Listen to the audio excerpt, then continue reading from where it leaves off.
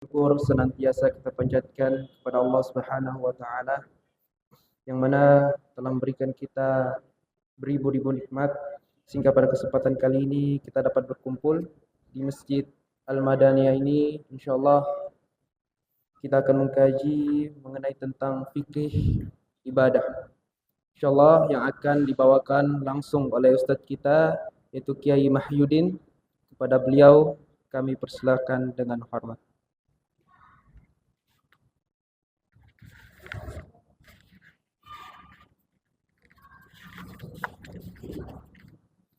Bismillahirrahmanirrahim. Assalamualaikum warahmatullahi wabarakatuh.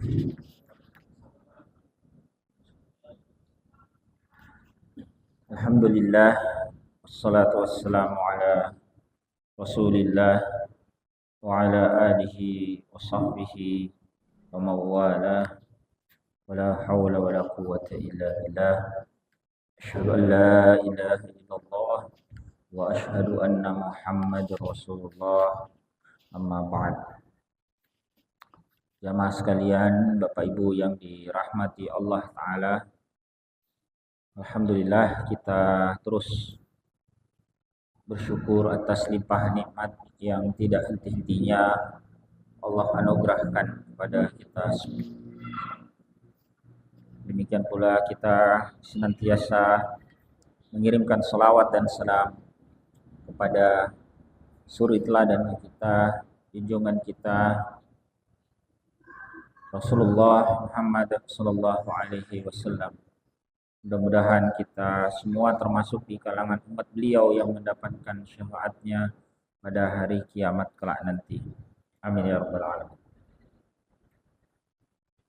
Pada kesempatan malam hari ini kita akan membahas seputar fikih toharoh. Ini berkaitan dengan bagaimana kita bersuci. Namun sebelum itu, sebelum kita membahas lebih jauh tentang bagaimana bersuci, baik menghilangkan najis maupun mengangkat hadas, terlebih dahulu kita akan membahas seputar air. Mengapa pembahasan tentang air ini menjadi penting? Sebab umumnya kita bersuci itu menggunakan air. Jika nanti kita berbicara tentang menghilangkan najis, misalnya umumnya najis itu dibersihkan dengan cara dicuci menggunakan air. Demikian pula ketika kita berbicara tentang mengangkat hadas, baik melalui aktivitas wudu untuk mengangkat hadas kecil maupun aktivitas mandi untuk mengangkat hadas besar, itu juga menggunakan sarana air untuk bersuci. Maka penting kita memahami hukum-hukum seputar air. Secara garis besar, umumnya ulama Syafi'iyah membagi air itu menjadi 4 macam. Yang pertama, ini jenis air yang suci lagi dapat digunakan bersuci, atau biasa disebut suci, mensucikan, tohur, atau kadang disebut tahirun mutahhir, ghairu makruh. Nah, jenis air pertama inilah yang paling sesuai untuk kita gunakan bersuci. Air ini biasa juga disebut air mutlak. Jadi air yang kita gunakan untuk bersuci ini adalah jenis yang pertama. Contohnya banyak, ya. Dia bisa berupa air yang turun dari langit, misalnya air hujan, ya, air embun, dan sebagainya. Di negeri yang lain ada salju, ya, ada bisa jadi ada hujan es ya dan sebagainya. Ataukah dia keluar dari bumi, ya, misalnya dalam bentuk mata air atau air sumur ya, dan sebagainya. Nah, air-air semacam itu terkategori sebagai air yang pertama, jenis pertama, air mutlak. Ya, bisa disebut air saja. Maka dia boleh digunakan bersuci. Termasuk air laut. Ya, air laut juga masuk dalam kategori atau jenis yang pertama ini. Ma'asyiral muslimin, jamaah sekalian yang dirahmati Allah Ta'ala. Ada juga jenis air yang kedua. Air yang kedua ini masih suci. Zahir, dia suci. Hanya saja tidak lagi dapat digunakan untuk bersuci. Ada dua macam. Ya. Yang pertama adalah air yang asalnya mutlak, sama dengan air jenis pertama tadi, tetapi bercampur dengan benda lain yang sebenarnya suci, tetapi ketika bercampur dia mengubah kemutlakan air itu. Saya kasih contoh misalnya begini. Misalnya kita punya, ya, seandainya di depan kita ada air minum misalnya. Kemudian ya, ada air minum, di sebelahnya ada misalnya kopi sasetan. Dua benda ini suci, airnya suci, kemudian serbuk minuman juga suci. Ya. Tapi ketika bercampur antara kedua benda yang suci tadi, jadi misalnya dia air kopi di situ ya, maka dia kehilangan kemutlakannya. Tidak lagi disebut air. Kita sekarang sebutnya air kopi. Tidak lagi nyebut air saja. Tapi kita menyebutnya dengan kopi, ya, atau mungkin teh, ya, atau mungkin sirup, ya, dan sebagainya. Maka air semacam itu, kendati asalnya suci dan bercampur dengan benda lain yang juga suci, tetapi tidak dapat lagi digunakan untuk bersuci. Tidak sah. Ya, meski banyak, ya, misalnya kita punya kopinya satu bak misalnya, ya tetap tidak dapat digunakan untuk bersuci. Meski tetap suci dia, ya, suci tapi tidak dapat digunakan bersuci. Suci itu misalnya artinya gini, kalau misalnya kita minum kopi itu ada yang tertumpah di pakaian, maka pakaian kita tidak mengapa digunakan untuk sholat. Karena memang suci, tumpahannya suci. Tapi air semacam itu tidak dapat digunakan untuk bersuci. Ya. Atau misalnya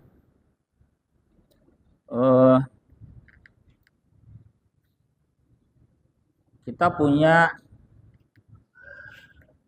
air yang awalnya mutlak kita pakai bersuci, ya. Lalu air bekas bersuci itu kita tampung, ya.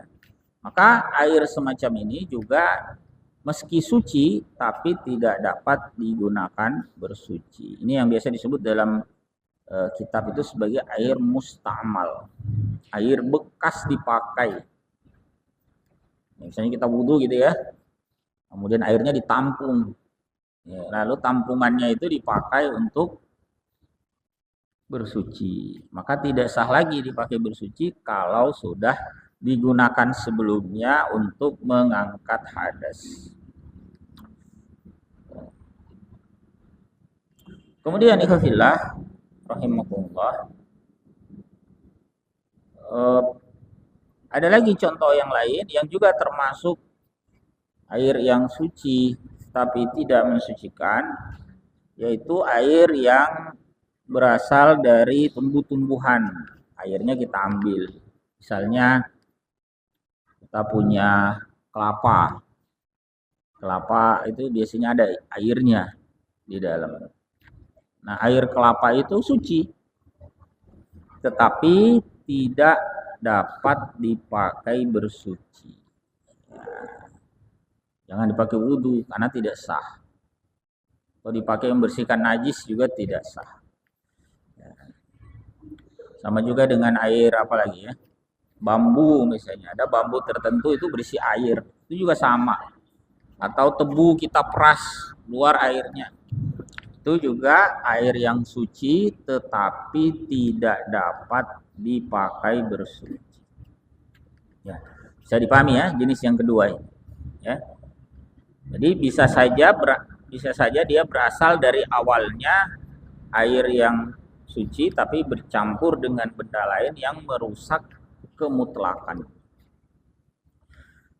Adapun jika percampurannya itu tidak merusak kemutlakan, maka tidak mengapa. Ya, misalnya gini, biasanya habis hujan, ya, sungai itu kan agak keruh. Apalagi kalau hujan lebat, itu air banjir itu kan kelihatan warnanya kecoklatan. Nah, air semacam itu, ya, air sungai atau air hujan bercampur dengan tanah, misalnya, itu tetap dihukumi suci mensucikan. Sebab meski bercampur, tetapi pencampurannya tidak merusak kemutlakannya. Itu kalau air semacam itu kita ambil, misalnya kita ambil di ember gitu ya, kemudian kita diamkan beberapa saat, maka bagian tanah yang bercampur itu nantinya akan mengendap, terpisah dengan air. Jadi dia bagian bawah, air yang di atas kita ambil itu tetap dapat digunakan untuk bersuci. Nah, jadi air hujan atau yang bercampur lumpur segala macam, nah, itu tidak merusak kemutlakan. Baik. Jadi kita sudah bahas dua. Ya. Yang pertama tadi suci dan dapat digunakan bersuci. Ini yang dipakai ya. Yang kedua memang suci tetapi tidak dapat digunakan bersuci. Nah, kita bahas yang ketiga. Jenis air yang ketiga ini adalah air yang mutanajjis. Air yang terkena najis dan jumlahnya sedikit. Misalnya kita punya air satu ember kecil gitu ya. Kemudian terkena najis. Maka air semacam itu tidak lagi dihukumi air yang suci, melainkan air yang bernajis. Nah, kalau dia tidak suci, pasti otomatis juga tidak dapat digunakan untuk bersuci. Ya. Atau airnya banyak, lalu dia terkena najis dan airnya berubah sifatnya. Entah berubah warna, berubah bau dan sebagainya. Ya. Maka meski banyak tapi berubah sifat karena najis, maka juga dihukumi air yang bernajis. Berbeda kalau airnya banyak tetapi tidak berubah sifat ketika kena najis. Misalnya kita punya misalnya kolam renang misalnya. Kolam renang kan biasanya banyak airnya, ribuan liter. Lalu misalnya ada burung mati jatuh. Burung mati bangkai kan, dia jatuh ke dalam kolam renang. Begitu jatuh kita lihat, oh ada burung jatuh mati. Sebetulnya burung yang sudah mati itu kan bangkai, karena tidak disembelih secara syar'i, dia bangkai. Karena bangkai dalam mazhab Syafi'i dihukumi najis. Hanya saja ketika dia mengenai air yang banyak, dalam kolam renang itu airnya banyak, dan tidak terjadi perubahan pada air, ya, misalnya airnya segera kita ambil tadi itu bangkai burung, kita buang, lalu kita cek airnya tidak ada perubahan apa-apa, baunya seperti biasa, ada yang berbeda, ya, warnanya dan sebagainya tidak ada yang berubah, maka air yang banyak itu tetap dihukumi suci sekaligus mensucikan. Berbeda kalau yang masuk tadi najis itu mengubah sifat. Ya. Misalnya yang jatuh ke bak itu misalnya kucing besar gitu ya. Berhari-hari baru ketahuan. Misalnya kita sedang mudik lah, ya mudik. Begitu kembali, lihat kolam banyak kucing mati di dalam. Nah, berbau. Meski airnya banyak, tetapi karena berubah sifat lantaran adanya najis tadi, maka air tersebut dihukumi bernajis. Jadi saya ulangi tentang air bernajis ini. Air bernajis itu adalah yang pertama, airnya sedikit lalu terkena najis. Kalau air sedikit kena najis, itu tidak lagi melihat apakah ada perubahan sifat atau tidak. Pokoknya kalau sedikit kena najis, auto bernajis, dianggap otomatis bernajis. Tidak lagi dicek apakah ada perubahan sifat atau tidak. Ini kalau airnya sedikit. Adapun kalau airnya banyak, ya, terkena najis, maka perlu dicek sifat air. Apakah sifat airnya jadi berubah lantaran najis yang masuk atau tidak? Kalau berubah karena najis masuk, maka airnya dihukumi bernajis. Tapi kalau tidak berubah karena adanya najis, maka tetap dihukumi suci mensucikan. Jadi ada perbedaan antara air yang banyak dengan sedikit kalau terkena najis. Sekarang apa batasan banyak sedikit? Jadi air itu dihukumi banyak itu kapan? Dihukumi sedikit itu kapan? Nah, dalam mazhab Asy-Syafi'i dikenal istilah air kullatani, 2 kullah. Ini ukuran lama, ya. Jadi kullatani itu menjadi batasan kalau air mencapai 2 kullah. 2 kullah itu sekitar 190 sekian liter. Atau kalau mau gampang diingat, anggaplah 200 liter. Ya. Jadi kalau dia sampai 200-an liter, dianggap airnya banyak. Ya. Kalau kurang, misalnya hanya 80 liter atau 100 liter, nah itu dianggap airnya sedikit. Sekali lagi, konsekuensi air sedikit apa? Begitu terkena najis, langsung dihukumi bernajis. Tapi kalau air banyak, terkena najis, belum tentu dihukumi bernajis. Baru dihukumi bernajis jika terjadi perubahan sifat. Ya, mudah-mudahan bisa dipahami ya. Jadi batas banyak sedikit tadi apa? Berapa? 2 kullah atau kurang lebih 200 liter. 200 liter itu kalau kita buat dalam bentuk bak persegi itu dimensinya sekitar 60 kali 60 kali 60. Ya. Jadi kalau ukuran ini penting kalau bikin bak. Ya, minimal baknya 60 kali 60 kali 60 agar bisa menampung air banyak. Bila perlu dilebihkan. Misalnya dibuat tingginya 100 cm. Nah, jadi panjangnya, lebarnya 60 kali 60, tapi tingginya 100. Sehingga bisa menampung lebih banyak. Nanti batas sampai 2 kula dikasih tanda. Misalnya ketinggian 60 cm itu dikasih tanda. Nah, kan tadi 1 meter tingginya itu. 60 kali 60 kali 100 kan lebih itu. Nah, harusnya 60 kali 60 kali 60. Nah, ketinggian 60 ini tandain. Kita kasih, kalau pakai keramik yang berbeda misalnya.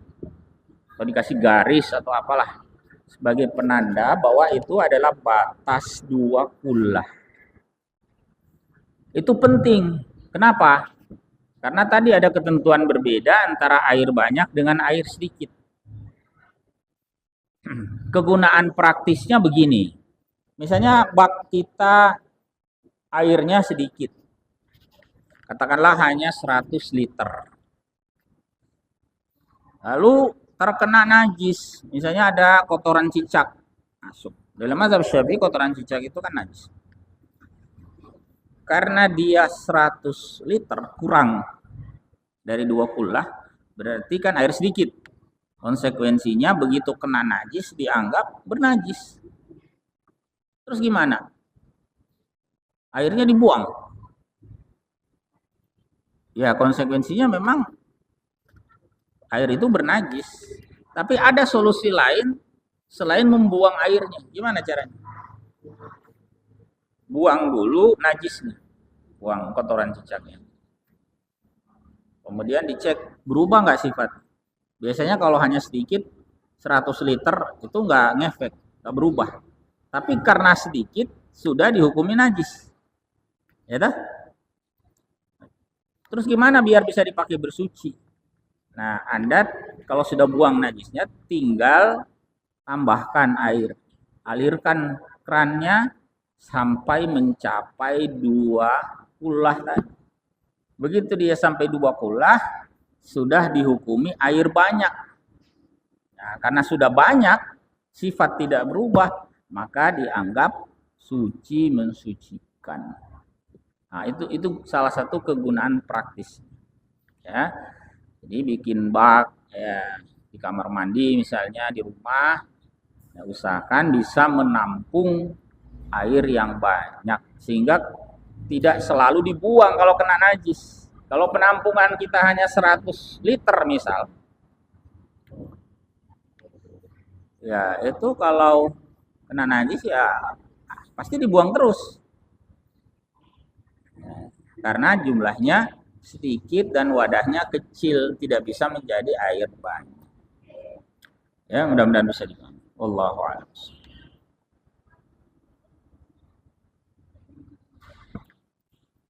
Ya. Baik, ikhwatillah rahimakumullah. Sebetulnya ada satu jenis air lagi ya. Namanya air musyammas. Ya, hanya saja air musyammas ini di negeri kita nggak ada. Ya. Air musyammas ini istilah yang digunakan oleh ulama Syafi'iyah untuk menyebut air yang panas, ya, disimpan di wadah logam, ya, seperti besi misalnya, yang logamnya itu bisa berkarat, ya, seperti besi lah misalnya ya. Lalu terkena panas sinar matahari, dijemur sehingga sangat panas. Nah, air semacam ini dalam mazhab Syafi'i yang kena sinar matahari panas disimpan dalam wadah logam tadi itu yang bisa berkarat, itu dihukumi makruh menggunakannya. Suci tapi makruh dipakai untuk bersuci. Disebut sebagai air musyammas. Hanya saja di negeri kita sebetulnya tidak ada air yang semacam ini. Karena di kita itu tidak ada tempat yang dianggap sangat panas. Mungkin panas-panasnya negeri kita itu yang 40 derajat rasanya sudah panas sekali. Nah, beda dengan negara-negara di gurun, sana bisa di atas 50 derajat. Makanya biasanya para ulama mengatakan air musyammas itu adanya di negeri-negeri yang panas. Ya, bukan seperti kita. Ya. Baik, ikhwafillah rahmatullahi alaikum, itu eh, beberapa catatan ya tentang jenis-jenis air ya. Mungkin dari pembahasan tadi ada hal-hal yang kurang jelas ya. Mari bisa kita pertajam di sesi diskusi. Wallahu a'lam.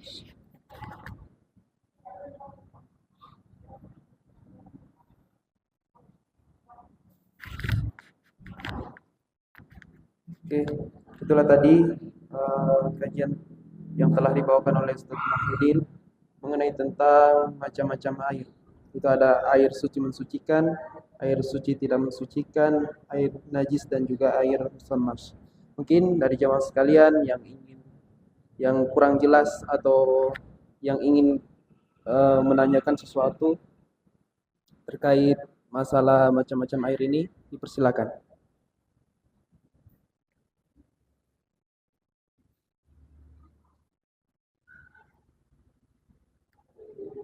Ada.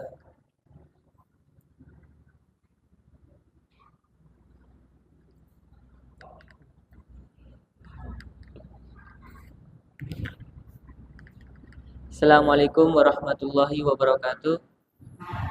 Ustaz, saya ingin bertanya Ustaz, uh, itu kalau air mineral itu bolehkah, apakah mensucikan untuk kita, mensucikan tubuh kita apa tidak? Air mineral.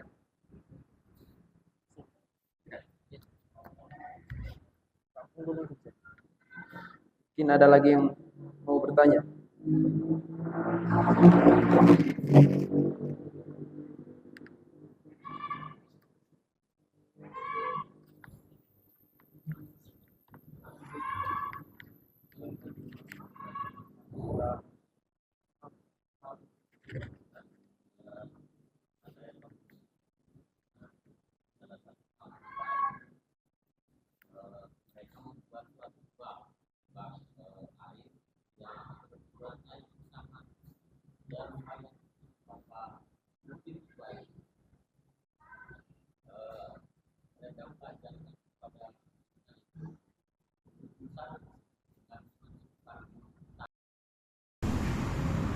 Apakah itu hukumnya sama dengan kita berwudu di air mengalir atau tidak? Assalamualaikum warahmatullahi wabarakatuh.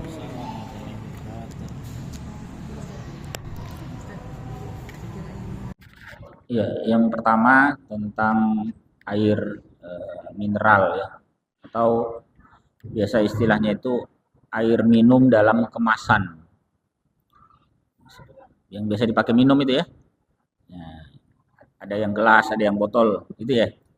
Ya, jawabannya boleh. Itu termasuk air mutlak. Karena kita sebut air saja kan. Bisa disebut air secara mutlak. Misalnya kita datang minta air, dikasih. Berarti bisa dianggap sebagai air mutlak. Beda kalau kopi, kalau Anda minta ke warung makan minta kopi kan nggak mungkin Anda bilang minta air kan.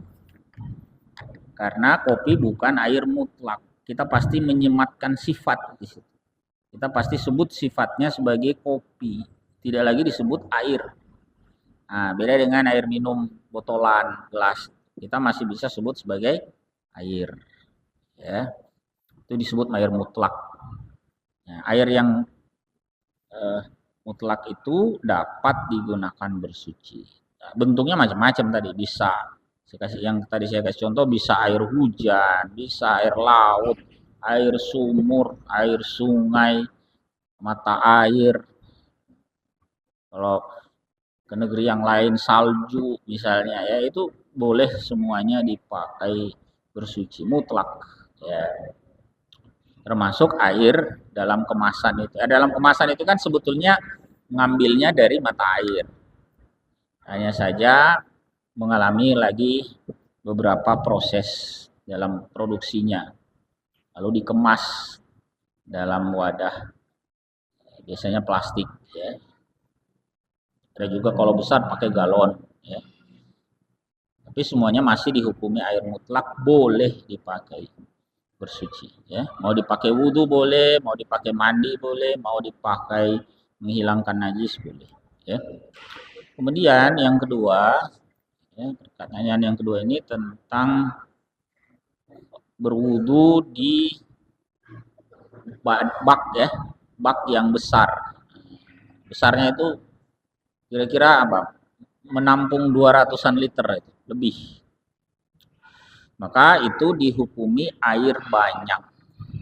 Nah, karena dihukumi air banyak, tidak mengapa dipakai berwudu secara langsung meski dengan mencelupkan anggota tubuh, tidak masalah ya. Karena hukum tentang mustamal tadi tidak berlaku untuk air banyak. Jangankan mustamal, masalah najis saja kena ke dalam air semacam itu, sepanjang tidak berubah sifat maka tidak mengapa.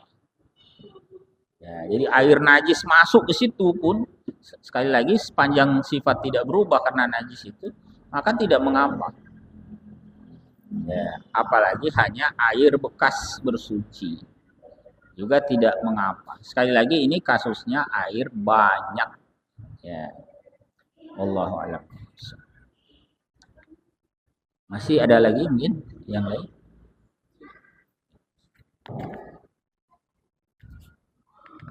Mungkin saya sedikit bertanya, Ustaz. Kan terkadang kita menemui di masjid gitu, Ustaz. Airnya itu kayak berasa karat, berkarat, dan juga airnya itu berbau. Apakah itu termasuk air yang tidak suci mensucikan atau bagaimana, Ustaz? Ya, misalnya, jadi yang beliau tanyakan ini air yang biasa dipakai melalui keran. Kadang-kadang mungkin karena kerannya sudah lama, ada bau besinya atau karatnya, itu tidak mengapa, ya. Itu masih dihukumi sebagai air mutlak. Mengapa? Karena benda-benda semacam karat pada besi dan sebagainya itu dianggap tidak merusak kemutlakan air. Itu mirip dengan tadi bercampur dengan lumpur saat hujan, ya, atau mungkin kalau kita lihat di empang yang lama ditinggal itu lumut-lumutnya banyak, ya, lumut hijau itu. Nah, itu airnya masih boleh dipakai untuk berwudu, bersuci dan sebagainya. Ya. Karena sekali lagi itu masih dihukumi air secara mutlak. Wallahu a'lam. Silakan kalau ada lagi yang lain. Waalaikumsalam warahmatullahi wabarakatuh.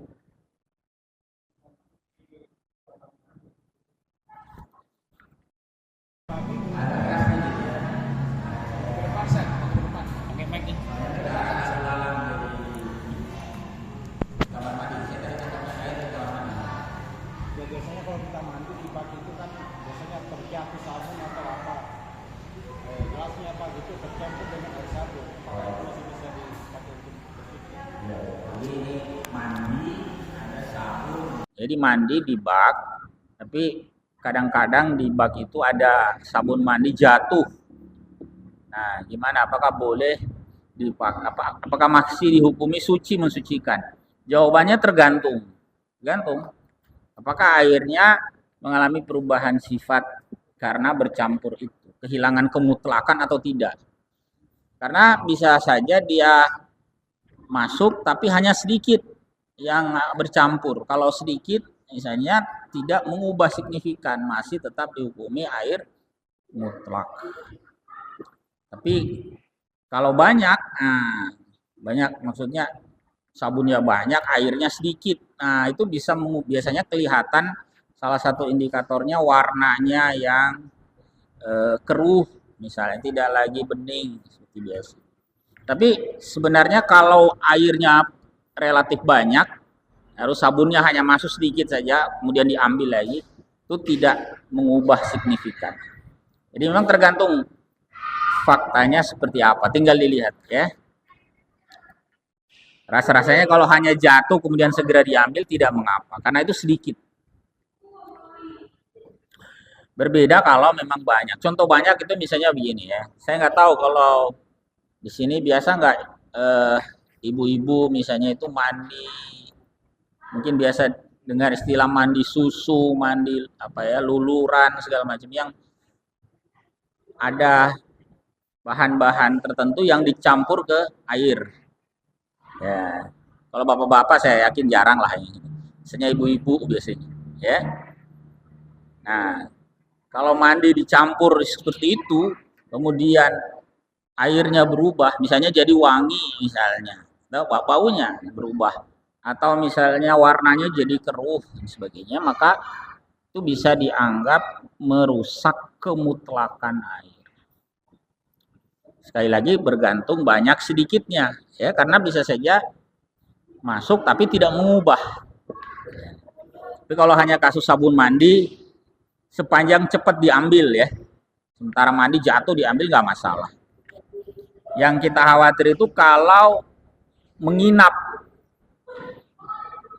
sabun mandinya jatuh, baru ketahuan besok atau lusa, di bawah itu udah hancur. Ya, gitu, begitu diambil hancur gitu ya. Nah, kalau airnya sedikit, berubah warnanya, misalnya keruh dan sebagainya, maka kehilangan kemutlakan. Tapi kalau kasusnya hanya jatuh diambil nggak, rasa-rasanya nggak sampai merusak kemutlakan. Sama juga dengan sampo jatuh sedikit.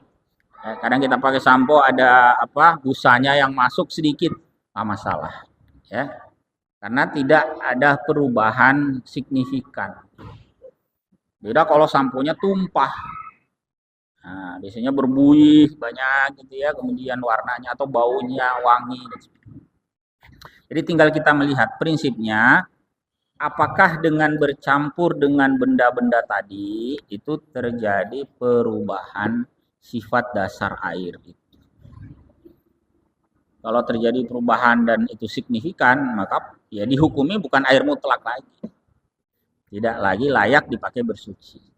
Tapi kalau masih tetap dengan aslul khilqah, ya, sifat asal penciptaan air itu, maka tidak mengapa. Sabun jatuh, sampo jatuh, yang penting sedikit. Ya, wallahu a'lam.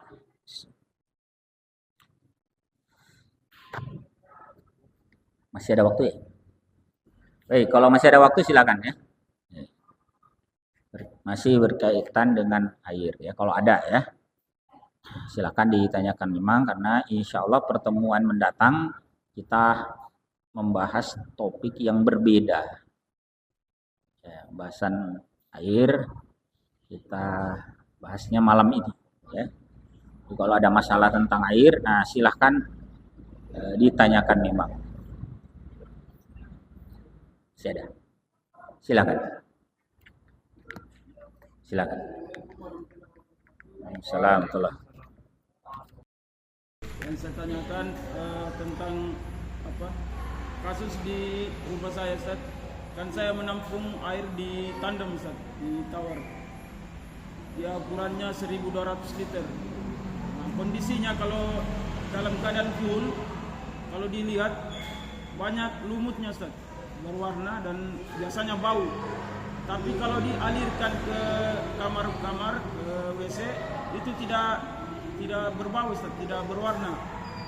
Apakah kondisi itu bisa dikatakan mensucikan atau seperti apa? Tapi kalau dia kondisinya setengah airnya, Ustaz, itu kadang mengeluarkan bau dengan berwarna lumut yang hijauan, agak ini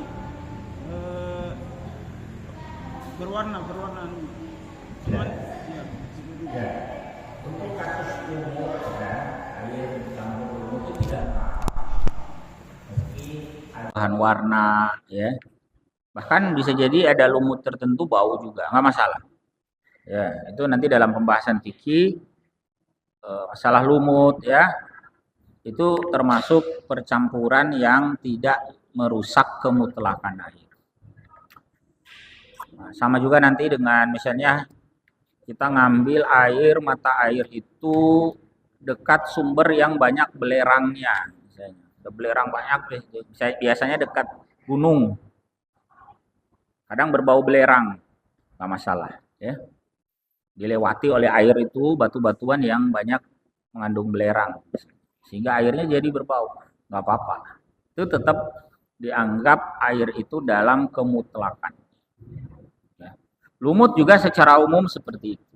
Ya, makanya tadi saya sempat kasih contoh, misalnya orang punya empang atau kolam ikan yang berlumut, ya. Nah, artinya perubahan air itu terjadi karena lumut, itu nggak masalah. Ya. Allahu a'lam. Jadi boleh dipakai bersuci, suci mensucikan. Baik ya, kita cukupkan bahasan kita pada malam hari ini, ya. Nah, sekali lagi yang dipakai bersuci yang nomor 1 tadi, ya, air mutlak, suci mensucikan. Nah, itu didasarkan pada firman Allah Ta'ala, bahwa Allah Ta'ala menurunkan kepada kita, wa anzalna minas sama'i ma'an tahura. Allah turunkan dari langit itu air yang suci mensucikan. Subhanakallahumma wa bihamdik, asyhadu an la ilaha illa anta, astaghfiruka wa atubu ilaik. Assalamualaikum warahmatullahi wabarakatuh.